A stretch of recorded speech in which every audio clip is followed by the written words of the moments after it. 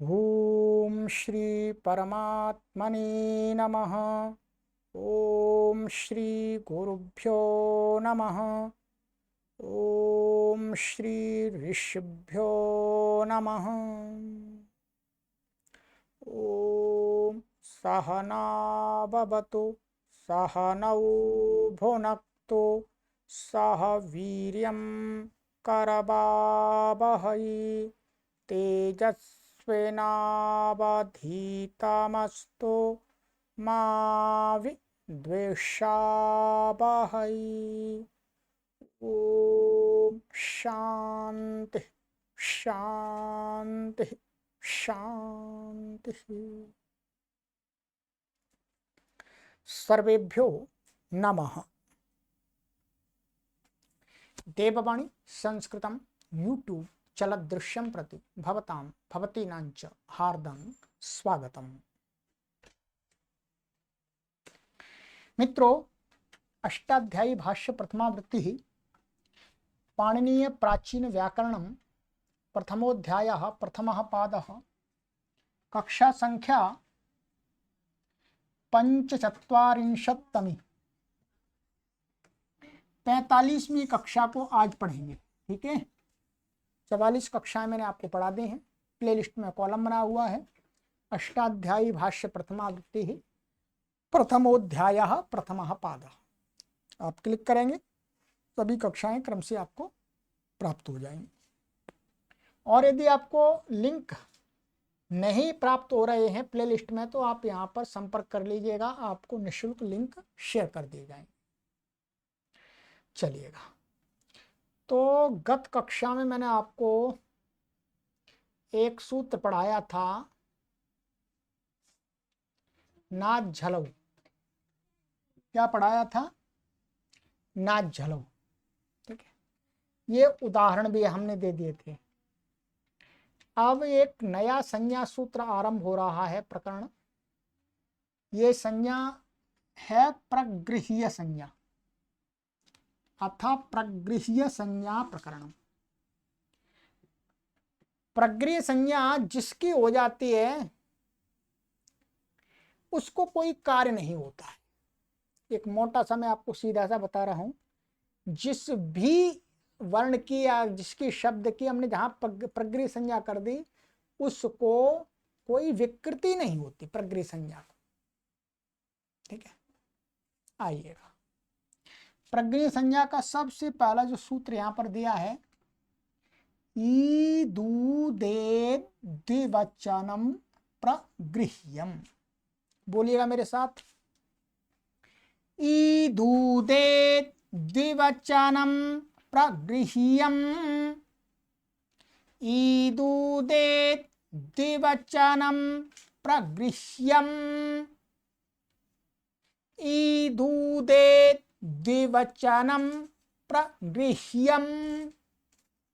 चलिएगा, पदच्छेद इसमें किया है। ईदूदेत प्रथमा व्यक्ति एक वचनांत, द्विवचनम प्रथमा व्यक्ति एक वचनांतम, प्रगृह्यम प्रथमा व्यक्ति एक वचनांत। तीनों पद प्रथमा व्यक्ति एक वचन के ही है। ठीक है, समास इसमें समास है और तो समास नहीं है। तो समास किया है ईचा ऊचा एचा ईदूदेद समाहार द्वंद्व। ठीक है, ये वास्तव में ऐसे ईत च ऊत च एत च संधि करके जो त को च कर दिया है। ठीक है, ऐसे भी आप इसका समास कर सकते हैं विग्रह, ईत च ऊत च एत च ईदूदेद।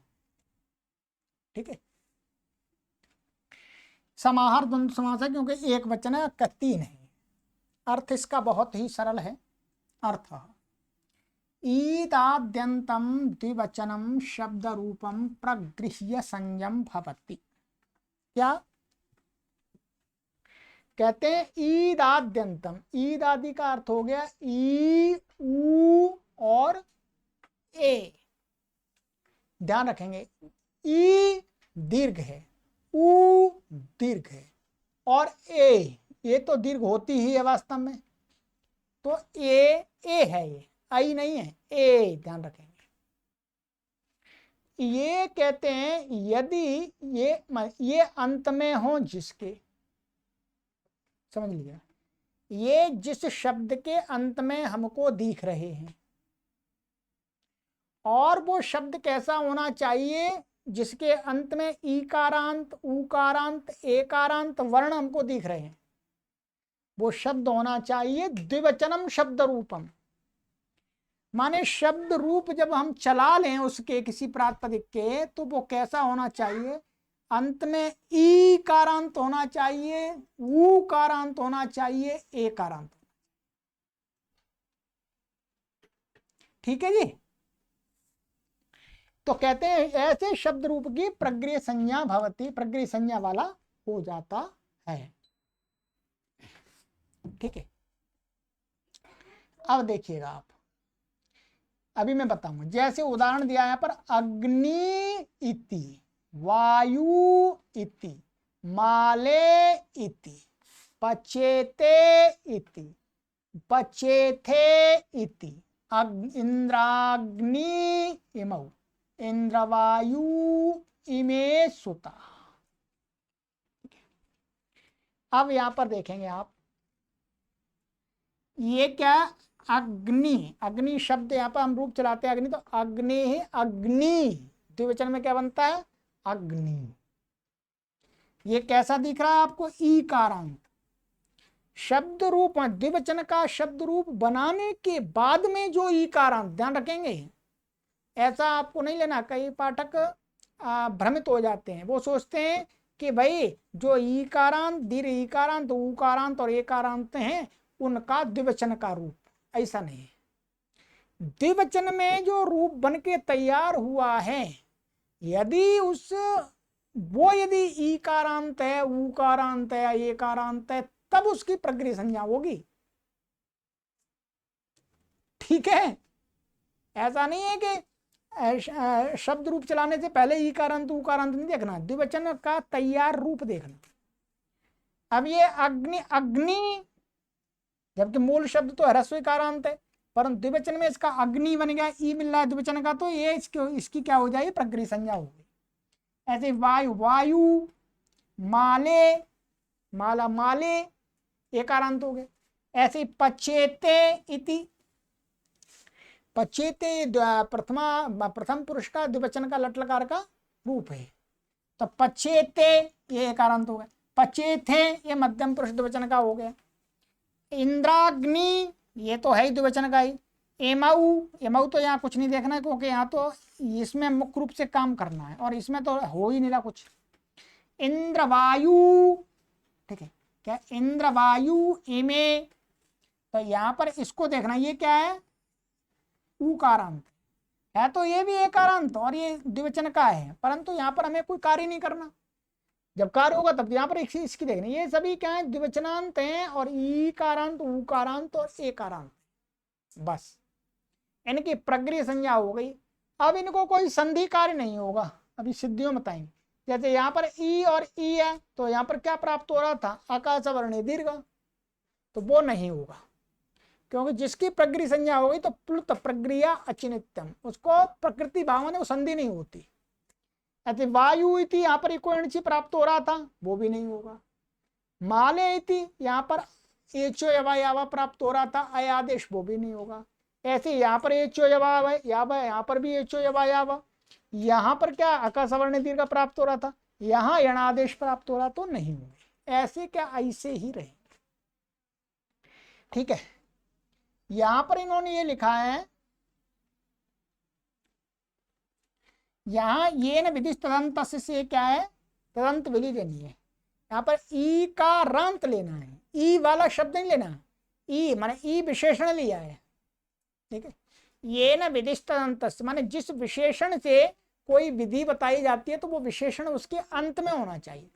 तो यहाँ पर द्विवचन शब्द रूप, और वो कैसा होना चाहिए, ई अंत वाला होना चाहिए।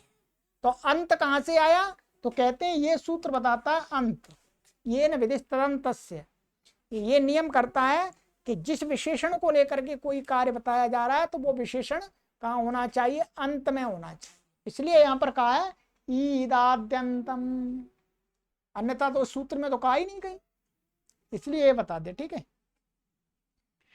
चलिएगा अब इनकी हम सिद्धियां देख लेते हैं।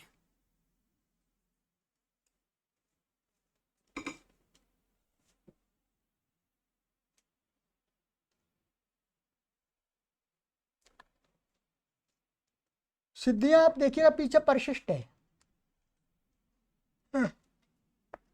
यहां पर गुरुजी ने काफी विस्तार से बता दिया है। ठीक है,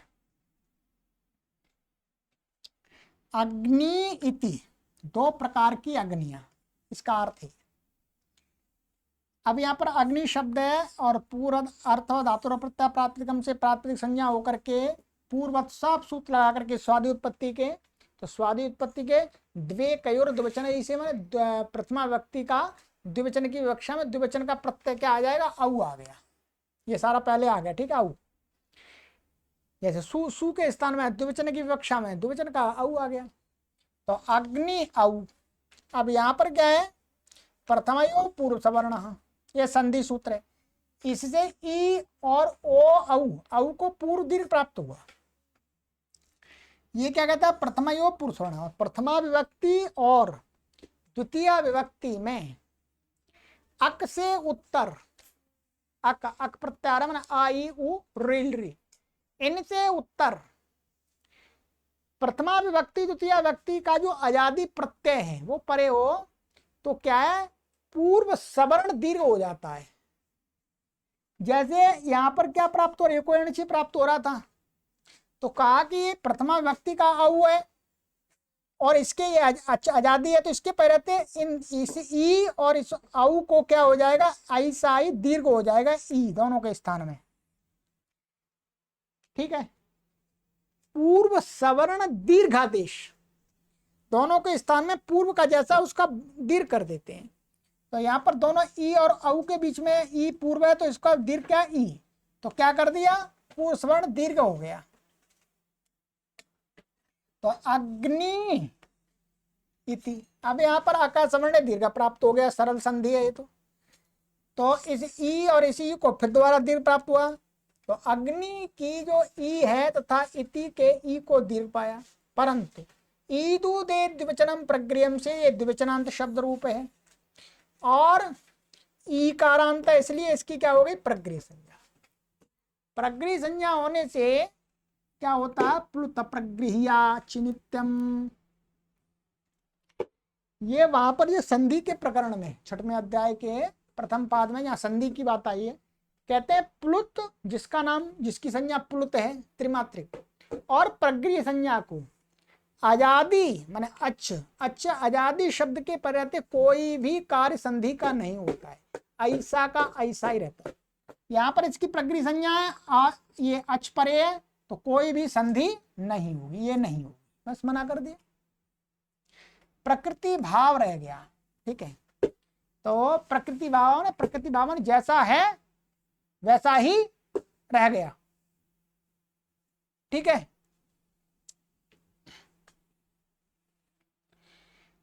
अर्थात संधि दीर्घ नहीं हुई, बस यही प्रगृह संज्ञा का प्रयोजन है, इस प्रकार ही रहा। तो अग्नि इति, ऐसे ही यहां पर देख लीजिएगा आप।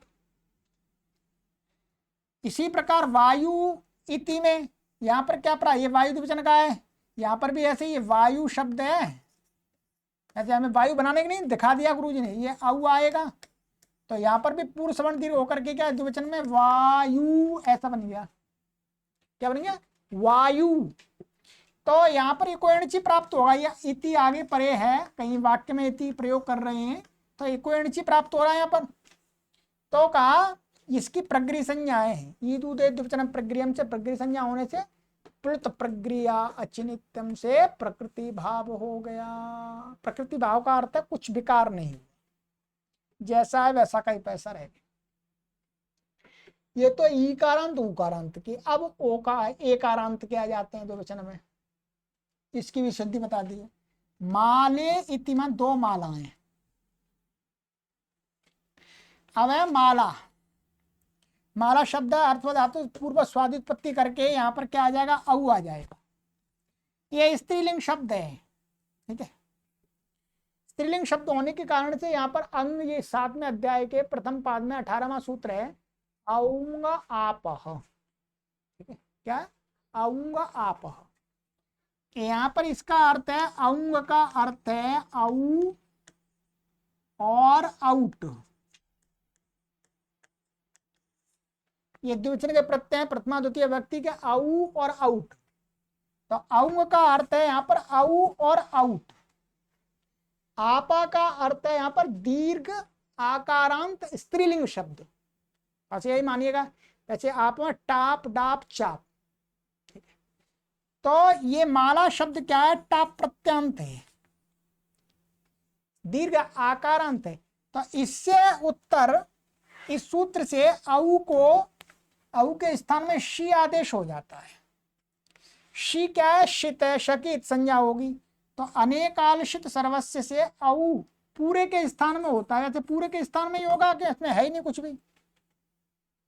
यदि यहाँ अलोंत से लगाएंगे तो भी तो अकेला ही है।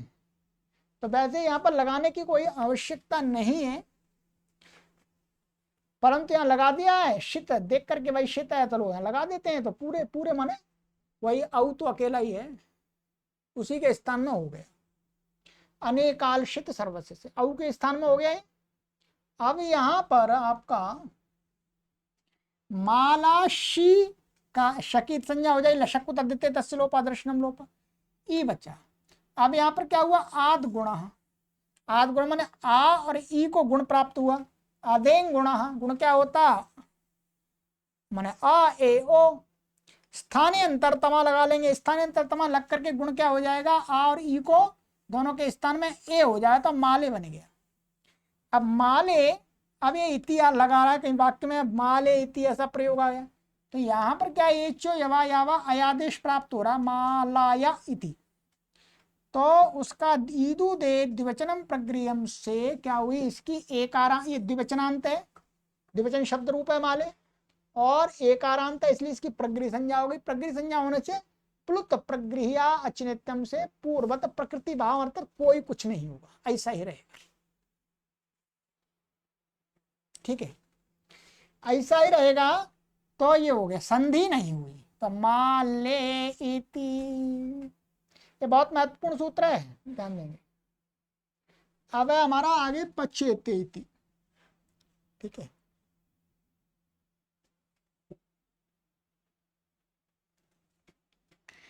पचेत मन वे दोनों पकाते हैं। ठीक है, उत्तम पुरुष का है।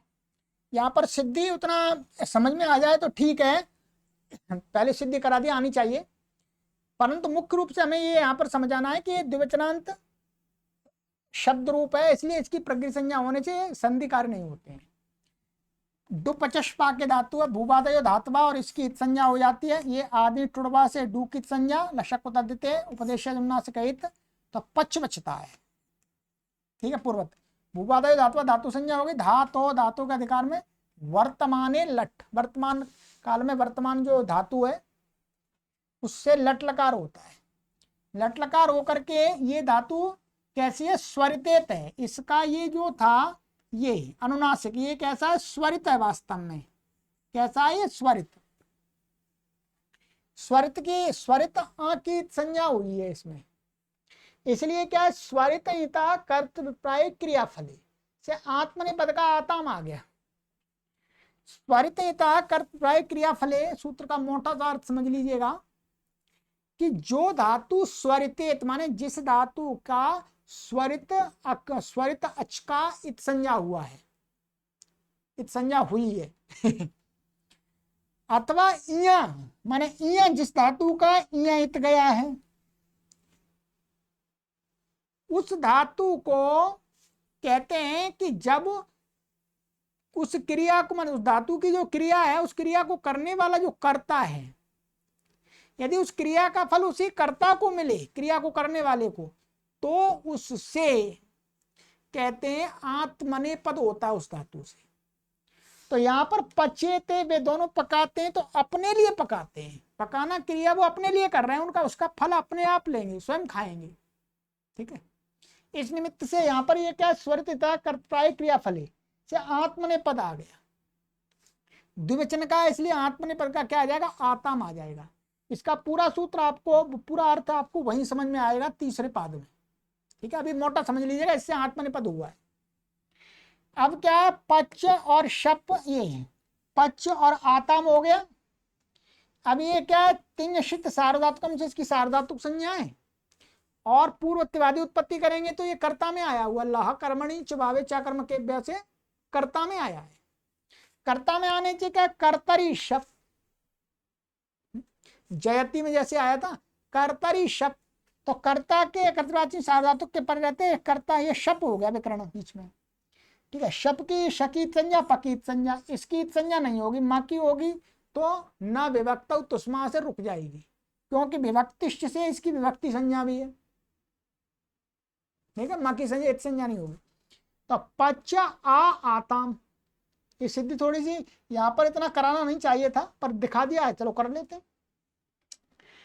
अब क्या है, सार्वधातुकम अपित, ध्यान रखेंगे ये आताम है, ये कैसा है, सार्वधातुक है और अपित है, इसलिए सार्वधातुकम अपित 1 2 4 ये कहता है कि जो अपित सार्वधातुक प्रत्यय होते हैं उनको गितवत माने वो गित होते हैं।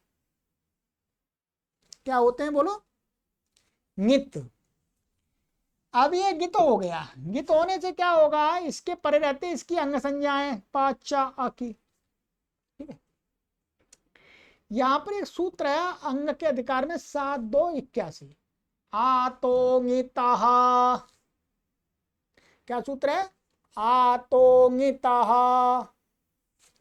ये क्या कहता है, ये कहता है कि ह्रस्व अकारांत, पुस्तक में देखिएगा पहले, ह्रस्व अकारांत अंग से उत्तर नित संबंधी जो आ, नित संबंधी जो आ, उसको क्या हो जाता है, यह आदेश हो जाता है, आतोगिता। अब ये ह्रस्वकारांत अंग है पाच और शप का, इसके पहले तो इसकी अंग संज्ञाएं, इससे उत्तर ये क्या है, गित है, सार्वधातुक से गित है। तो गित का अवयव जो ये आ है, इस आ को क्या हो गया, ई हो गया। ध्यान दीजिए क्या हो गया, ई।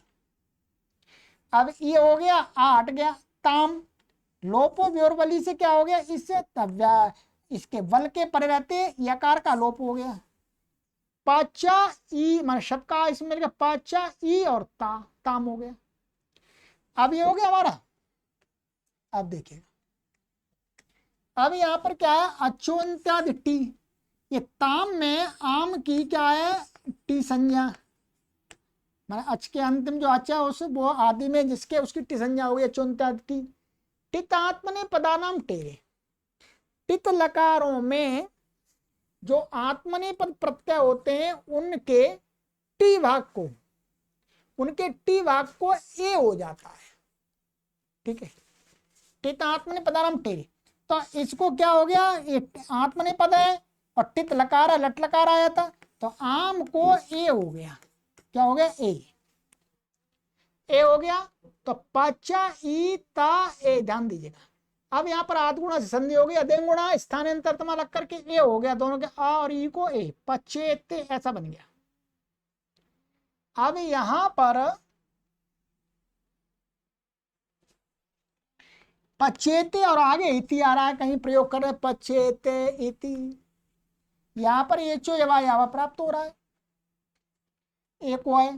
तो इसकी कहा ईदूदे द्विवचनम प्रगृह्यम, ये द्विवचनांत शब्द रूप है और अंत में, इसलिए इसकी प्रगृह संज्ञा हो गई।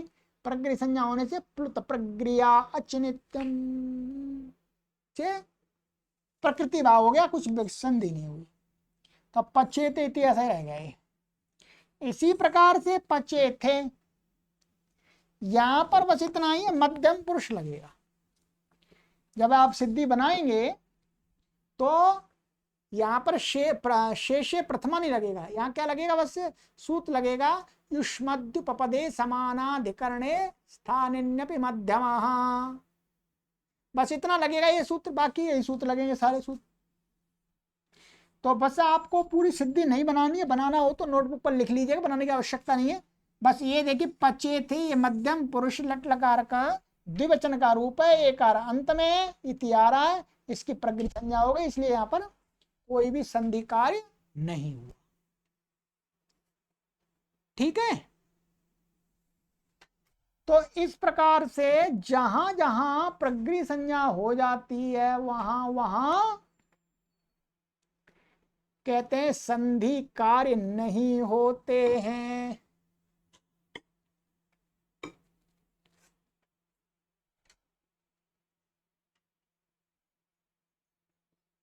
तो ये प्रगृही संज्ञा का एक सूत्र पढ़ लिया। ठीक है, अब प्रगृही संज्ञा का एक और सूत्र आएगा।